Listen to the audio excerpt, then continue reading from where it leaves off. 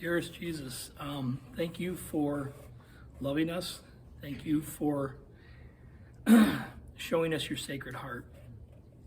Thank you for all you do for us. Please help us to grow deeper in our love for you so that we can walk more closely with you on our way to heaven. We ask this in Jesus' name, amen. In the name of the Father, and of the Son, and of the Holy Spirit, amen. So tonight we're going to talk about, I'm not going to focus on the saint as much as I am on what she did. The saint is Saint Margaret Mary Alacoque. She's a French nun from the second half of the 17th century in France. And, overall, there isn't like some real exciting story to tell about her life. I mean, other than the fact that she had visions of Jesus, which is extraordinary, but there's not a lot of details that are really super pertinent to that, right? She was born in I think it was 1647. And so again, that's one of those times that we know a lot about historically, but we're not taught a lot about what went on during that time. But it was a time of a lot of people in Europe were very Catholic, but there were still a lot of struggles, a lot of wars between kingdoms and things like that. And so, from a very young age, Margaret, because she was just Margaret at that time, she grew up in a Catholic family, she was kind of sickly from the time she was young. When she was about 8.5 years old, her dad died, and her mom was still in the picture, but somehow the grandmother, who was the mother of the father who died, and another aunt and her great aunt, somehow kind of started managing the family fortune, and they weren't very kind to the family. In fact, there was times when Margaret's mother was sick, and they kept all the food and all the medicine under lock and key, wouldn't let them have it. And so they had to, kind of almost beg from their family to be able to get things. And it was just really a bad situation. And this went on for a number of years. There was one point in there where Margaret was bedridden for 4 years because she had rheumatic fever. And at that time, she was just, she was very faith-filled. I mean, imagine being bedridden for 4 years. I mean, you probably had your times of what's this all about? And she's 8 to 12 years old. So you can kind of imagine that was probably rough on her as a kid. But she still had a very deep prayer life and a deep devotion to her Blessed Mother. And she basically said at one point, she said, my plan is to consecrate myself by becoming a nun. And as soon as she made that promise to Mary, she was instantly cured. Now, it didn't really say, I don't think she necessarily made a deal with Mary, okay, if you fix me, I'm going to become a nun. It was more through her prayer, she just decided this is what she was going to do. And Mary cured her. Or Mary, through her intercession, she was cured, I should say, because Mary doesn't cure, she prays for us, and then God cures. And so eventually, a short time after that, the family regained control of the family fortune. And it wasn't millions of dollars, but it was, they could live now again, and they had control of all the finances. And so her mother said, we should probably work on getting you married. And so she did, and she went with her brothers to these parties and these balls, and they were trying to to find a suitor for her. And her story is a little similar to Saint Faustina, where she was coming from the ball. And Faustina had a very similar thing happen to her, but she was coming from the ball, and Jesus appears to her, and he's in his scourged state. And he says to her something to the effect of, how long am I going to have to put up with you? You made a promise to me. How come you're not fulfilling it? And Margaret realized, yeah, I did make that promise. And so she decided that she was going to go to the convent and become a nun. And she had been seeing Jesus and Mary from time to time. And she really didn't think much of it. She just kind of thought, well, everybody sees them, right? Not knowing that that isn't the case. And so she goes off to the convent, and she's in her mid-20s by the time this happens. And so she's there for a short time, and she continues to see visions of Jesus and Mary. some of the nuns later on said, there was nothing spectacular about her. She wasn't particularly good at some of the work that she did. She would often sneak off to the church to pray, but that was the life of the contemplatives anyway. But she wasn't. She just felt more called to be in the church. But under obedience from her superiors, she did what she needed to do, and it wasn't like she was doing the minimum. But when you are part of an order of brothers or nuns, obedience to the superior is tantamount, and that'll come into play in a minute. And so in about 1673, she starts having more regular visions of Jesus when she's in adoration. And he starts talking to her about honoring his heart, honoring his sacred heart. Now, back up a step. There had been kind of a development of this devotion to the Sacred Heart, probably since around the 1200s. And there were some who were in monasteries and convents, and they would venerate the 5 wounds of Christ. But a lot of them gave particular attention to the wound in Christ's side, because through that wound is where Jesus' heart was pierced. And so various people along the way, had things that kind of started developing into this devotion to the Sacred Heart. But it wasn't necessarily called that early on. By the time the early 1600s roll around, it is becoming known more as that there was a St. John Eudes. He was, I think he was a priest, but he actually kind of wrote an office for the devotion to the Sacred Heart, meaning, so that they could use it in prayer and celebrate parts of the Mass with it, things like that. But it was still not officially recognized by the Church. And so at this time, so it's been 400 or 500 years where this devotion is kind of slowly evolving. Well, Jesus says, basically, you're my chosen instrument to bring this to the world. And so he starts kind of talking with Margaret Mary about this. And there's an autobiography that she wrote where she writes some of this down. It's not a very big book, but it's kind of there's parts of it that are an easy read, and there's parts of it that are more difficult, because it's written kind of as if someone talking from the 1600s. So the English is a little bit different in some of the quotes, so sometimes it gets a little thick. But it really opens up a lot to her heart and kind of what she was seeing. And she talks about, the difficulty she had as a child. And there was one story I remember that, when before their finances were released, sometimes her grandmother and her aunt wouldn't let her out of the house. And so all she could do was kind of stand at the corner of the yard and look over down to the village and see the church, and knowing that Jesus was in the tabernacle. And that's how she would, that's one of the ways that she would pray as a child. And so, this does a really nice job of kind of giving you some insights into some of the personal things that she encountered. But the Sacred Heart itself, Jesus just kind of kept coming to her and just kept talking about how much his love of the human race was, but how so often he was rejected and alone. He loved them, but he wasn't being loved back. And it wasn't like he was bemoaning it. He was more stating, here's the way it is. And so that's why I feel there's a need to bring this devotion so that people start to understand how much I love them. I don't think she was particularly responsible for any of the artwork like Faustina was with the Divine Mercy, but you'll often see this picture of Jesus, and sometimes you'll just see like his heart kind of right where your heart would be. And it's usually got sometimes it's got a crown of thorns, sometimes it's got the wound, like the wound in the side, sometimes it'll have a spear in it. There's always flames on it. And so there's a number of ways it's depicted, but it's usually pretty recognizable that this is what this is. Sometimes it's there in his chest, sometimes he's holding it in his hand like he's offering it.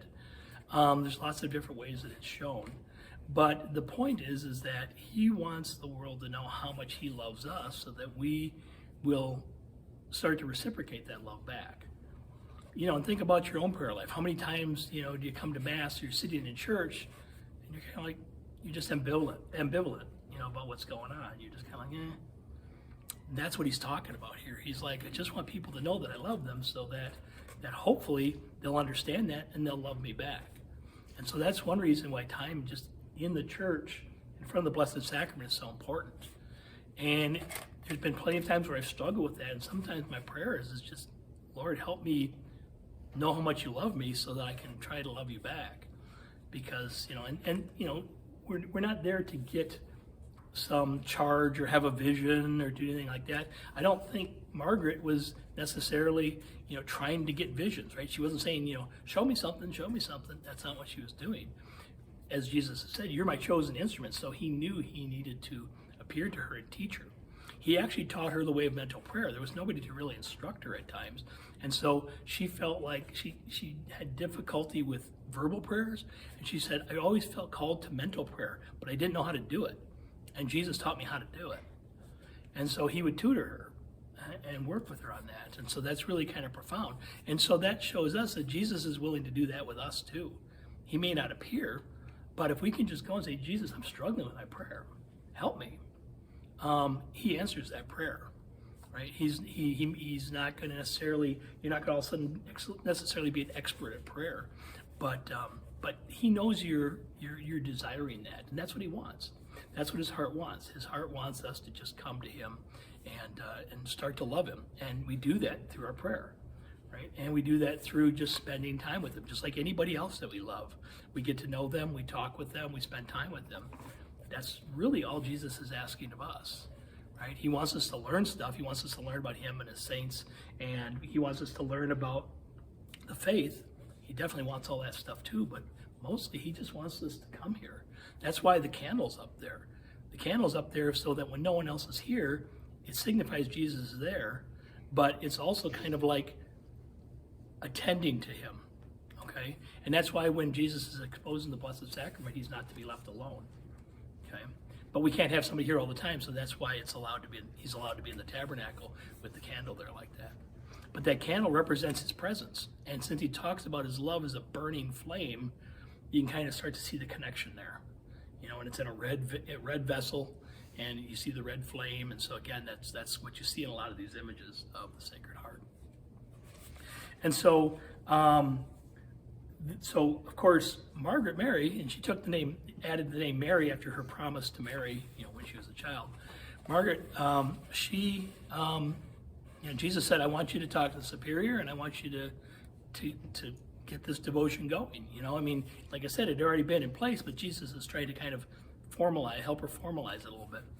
And that all sounds great, but then the superior said, no. And the superior was like, we're not going to do this. In fact, at times our superior would say the opposite. And she would go back to Jesus and she would say, who am I supposed to believe? Who am I supposed to follow? You're Jesus. And my superior, I've sworn obedience to her. And Jesus said something really interesting. He said, always follow obedience to your superior. So even though it was against what Jesus was asking for, he said, still be obedient to that person. So that's an interesting clue for us, that if there's something that isn't, like, really good example of that right now is Into the Deep. The bishop's, kind of steering things, and he's having us do all these changes, and there's times where kind of like, I don't like this. It might mean, we get a different priest, or our mass times are going to change, or, what about my job, or whatever. But we still want to have obedience to him. He's still our bishop, and we trust that he's got our best interests at heart. And so we need to be obedient to that. A lot of times you'll hear this theme in a lot of things we've talked about. I don't understand this, Lord, but I trust you. So we need to trust that things are going to go right. And so that's what Margaret Mary had to do, especially when Jesus said, even though I told you this, do what she says. And so after a time, and this goes on for a couple of years. And so, Jesus is just working with her for about 18 months to 2 years. And he says, I will send someone to you who will help you with this. And eventually, I can't remember his name, Claude de Colombar. You know Colombar? He's a saint now too, but Saint Claude. But he comes and he is like the priest who's working with the convent. And so he becomes her spiritual director, and he believes her. And so he goes and he talks to the superior and convinces her that these visions are real. And so the superior says, okay, And so even though Jesus was asking Margaret to do this, she had to be patient, and she had to kind of let the system work, right? Like they say now, trust the system, trust the process. And so that's what he was teaching her. And through that, her faith became stronger because she realized that she just needed to be faithful and patient, and eventually it would happen. And it did. And so eventually this devotion became more official. It still took a couple hundred years to work its way through the Catholic Church to become like fully official. And I've got a whole procedure of it in here. I could read it off, but it's just a bunch of dates and things like that. But she died in 1690. 6 years before she died, it had been approved, and so there was a celebration of this. And one of the things Jesus had said is that there's three things that he wanted, and this I should look up to make sure I get them right. Three things that he wanted were this: Holy Communion on the first Friday of each month, Eucharistic adoration during a holy hour on Thursdays, which was to honor the night that his passion started, and the celebration of the Feast of the Sacred Heart, which he said would be on the third Friday after Pentecost. So think about it. I mean, we do a First Friday celebration here. There are churches in the area that will do a Thursday night holy hour for this reason right here, because Jesus asked for it, the Sacred Heart devotion. And then the Feast of the Sacred Heart, that's been in place for at least 100 years at this point. I think maybe that's one of the things that's been in place longer. But he asked for those things, and then all these images. If you go online and just type in images, Sacred Heart of Jesus, you'll see hundreds of images. There's not like with the Divine Mercy back here. There's 4 or 5 images this around. You look, there's thousands of different images of the Sacred Heart of Jesus, and all of them are, worth looking at. So it's kind of like find one that you like and have that. This is one that I have right here. One of the things that Jesus promised too, and it's on the card that you have, there's 2 cards in there. There's 12 promises. I'm going to read these in a second. But one of them is that if you display the picture of the Sacred Heart in your house, there'll be peace in your family. And there's a way to enthrone it. There's like a procedure you can do that too, or you can just simply display it. And actually, I have a few extras of these here, and so if anybody wants one, I don't know how many I have. But anybody who's interested in getting one of those, come up front and we'll see how many I have and how many people want one, and I'll give one to you. But this image of the Sacred Heart is one I really like, because it's just so peaceful. And I know you can't see it in the dark very well. But this is one. I actually have 2 in my house, one in my living room, one down in my office. So when I'm working down in my home office, it just gives me a sense that Jesus is looking over my shoulder. And if you're ever on a Zoom call with me, you'll see Jesus over my shoulder up there like that. So it's just a really important image that we have in our house. That every house should have a crucifix, a picture of the Sacred Heart, hopefully a picture of Mary somewhere. All these things are really helpful for all of us in our faith life. And so what I want to do is I just want to read these promises, because when you hear these, you're kind of like, of course I want that, right? I mean, why would I not want this stuff? It is like super little type too. But there's a card of these in everybody should be able to, everybody has one of these in your pew. And here's the 12 promises. Number 1, I will give them all the graces necessary for their state in life. What's your state in life? It's kind of your current vocation. For you guys, your students, you're learning. There's those of us that are called to marriage, those of us that are called to single life, those of us that are called to, religious life, those different things. So through this devotion, Jesus will give you all the graces necessary for your state in life. Number 2, I will establish peace in their families. Number 3, I will console them in all their troubles. Number 4, they shall find in my heart an assured refuge during life, and especially at the hour of their death. Number 5, I will pour abundant blessings on all their undertakings.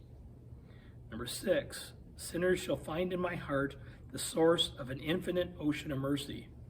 Sounds kind of familiar, right? Divine mercy. Number 7, tepid souls shall become fervent, meaning souls that are just kind of are going to become fervent. They're going to grow in their love of the Lord. Number 8, fervent souls shall speedily rise to great perfection. Number 9, I will bless the homes where an image of my heart shall be exposed and honored. Number 10, I will give to priests the power of touching the most hardened hearts. Number 11, those who propagate this devotion shall have their names written in my heart, never to be effaced. 12, the all-powerful love of my heart will grant to all those who shall receive communion on the first Friday of 9 consecutive months the grace of final repentance. They shall not die under my displeasure, nor without receiving their sacraments. My heart shall be their assured refuge at their last hour. Like I said, who doesn't want that stuff? Right? And so Jesus is just asking us to learn more about his Sacred Heart and his love for us, and to do these simple things. Now, that said, I've known about the Sacred Heart for 15 years. I've never been able to complete 9 First Fridays. Not because of anything other than my own incompetence to do it. Okay? And so it doesn't mean like necessarily if you're like, you're 7, 8, oh rats, I missed the 9th one. I mean, certainly he wants you to do 9, but if you keep going on First Fridays and receive communion, and we have adoration here on First Fridays, if you do all this stuff, the Lord sees our hearts. Okay? I mean, I don't think I've made it past 3 in a row. And again, that's my fault. That's because I'm not particularly good at doing it. I have to get better at that. Okay, that's something I need to do, or I should do. But it's something the Lord's saying, look, here's a path. Do these things. Because it's not just like, okay, check the box, do it. Okay, I did my 9, I'm good to go. If you do these things, he starts to draw you in closer, and you start to want to do this stuff more. Because he knows that if we can just get in his presence, that we will fall in love with him. Right? Unless we somehow fall into sin and just are we're just stuck in our sin. But we have confessions available. We have all this time in front of the Blessed Sacrament. If you start to do these things, he knows that your heart is going to warm up to his. And so that's why he's doing it. Just do these simple things, right? Kind of like going to Mass on Sunday. Just come to Mass. Just come here for an hour. And because he knows if we can get into his presence, then he can love us, and we can start to feel that love. And we start to reciprocate it over time. As long as we're not just sitting there at Mass, kind of, all this kind of stuff, right? We have to come there and we have to try to engage. And if we start trying to engage, or if we come here and go, okay, God, I don't know why this is important. They tell me this is important. If we come here and do that and then say, all right, now help me find out why this is important. Because people I trust are telling me this, but I'm not feeling it. I'm not understanding it. Come here with that humble spirit, and he will show it to you. That's why he asks us to come here. That's why he's saying, do these simple things. Come here and spend a holy hour on the first Friday of the month. Come here and go to Mass. Do these simple things. Put a picture of me in your house. How hard is that? Right? Do these simple things, and I will show you my love. Is what he's saying. And so I would encourage you guys to just start taking those baby steps. Like I said, I've known more about the Sacred Heart stuff for 15 years, and I'm still struggling with it. So but some of you guys may do it, and a year from now you've done 9 First Fridays, and you're going every First Friday. And I bet you're going to be even further along in your faith when you start doing that too. And so just start doing some of this stuff and just give it a try. And that's why Margaret Mary. There's some people that said that she was given the grace to never commit a mortal sin. It wasn't like she was sinless like Mary, but whether that's true or not, I don't know. That could be like St. Francis Xavier having the gift of tongues. It could be a legend. We don't know.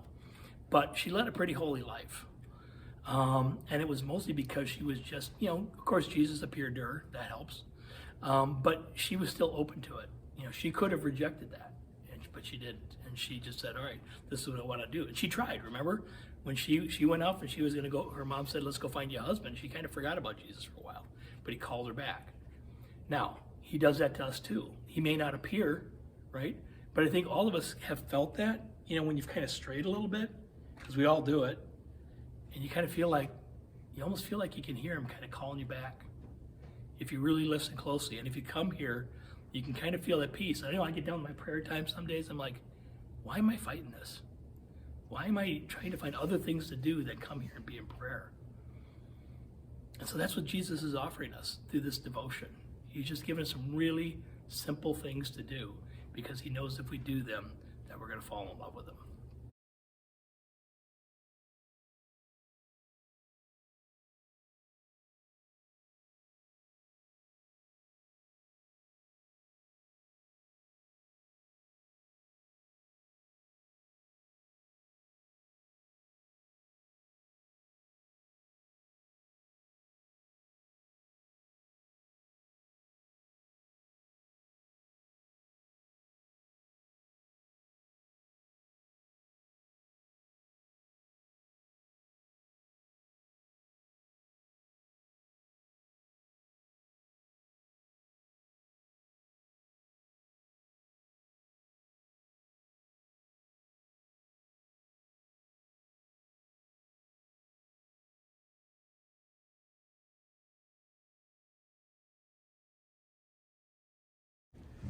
There was one scripture I was going to read to you during that last part too. It's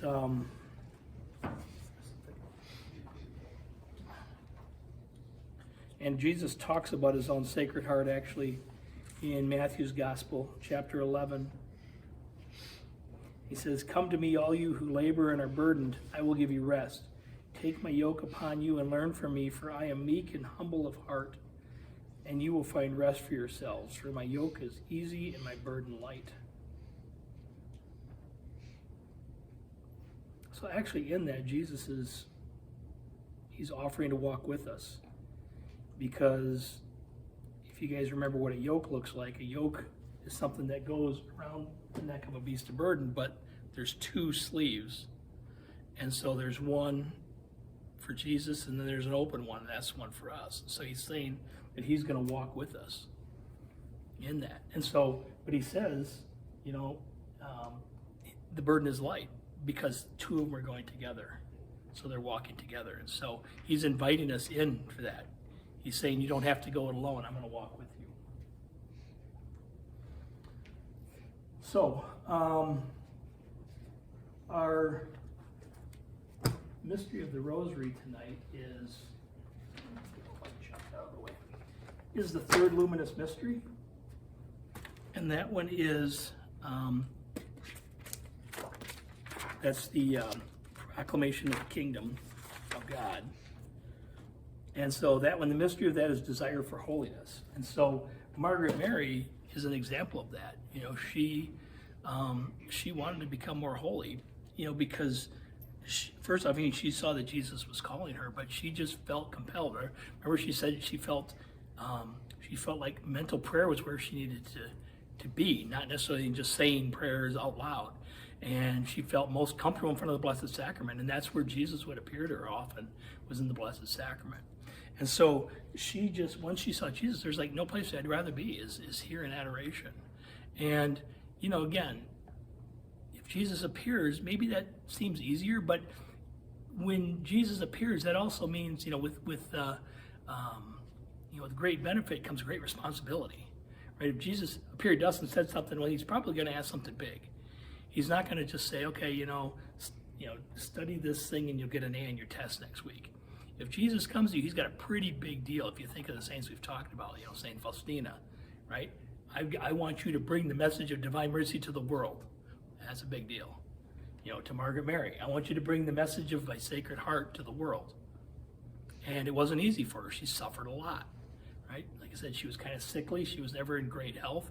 Her superior said no, and she was conflicted. Do I believe the superior? Do I believe Jesus, right? So, but there's also great comfort in that too.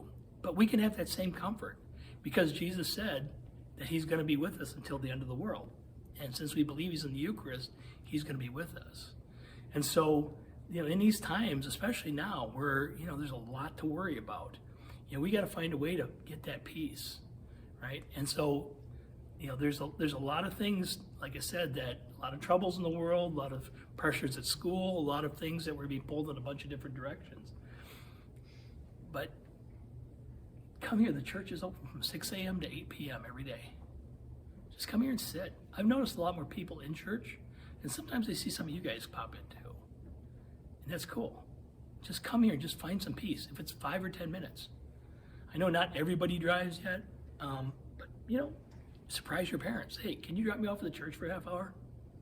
The parents are like, what? But I bet they would make that happen. You know what? Or find somebody else. A couple of you guys, let's just go pray. Let's just go hang out at the church for a little bit and see the peace that you're going to get. And you're going to get the same type of consolation, not necessarily a visual consolation, but you will get the same consolation from Christ, that he's with you and that he's going to give you that peace if you ask for it. And you'll be amazed at how much better you'll feel just by coming and just spending some time with him. If you can't get here, hopefully you got your picture of the Sacred Heart, and just take that picture of the Sacred Heart and just study it. Just study every detail of that so that you can feel his presence among you and him drawing you closer in. Okay? So there's lots of ways to do that. And it's the way that Margaret Mary did, is that way of mental prayer, right? Anybody can kind of sit there and look at a crucifix or look at a picture and just meditate on what's going on there, right? It sounds really strange because in our world, we're always got, we got to have all this stimulation. There's music and there's TV and there's computers and phones and all this kind of stuff. So this is countercultural to that. But how many times have you found peace in doing all the other stuff in the world? Probably not a lot. I know I haven't. And so just finding ways to bring you back to your peace is going to be the best way that you can combat that fear, that anxiety, that worry, and bring yourself back to him and then just say, Jesus, help me understand your love for me. That prayer never goes unanswered. It may not be answered instantaneously, but if you keep asking for him to bring you in, he will do it. He will do that because that's what he's waiting for. He's waiting for an invitation. Because he could force it on us, but that's not what a gentleman does. A gentleman never forces himself on somebody else. But as soon as we invite him in, he's going to grab on, he's going to hold you tight. I guarantee it.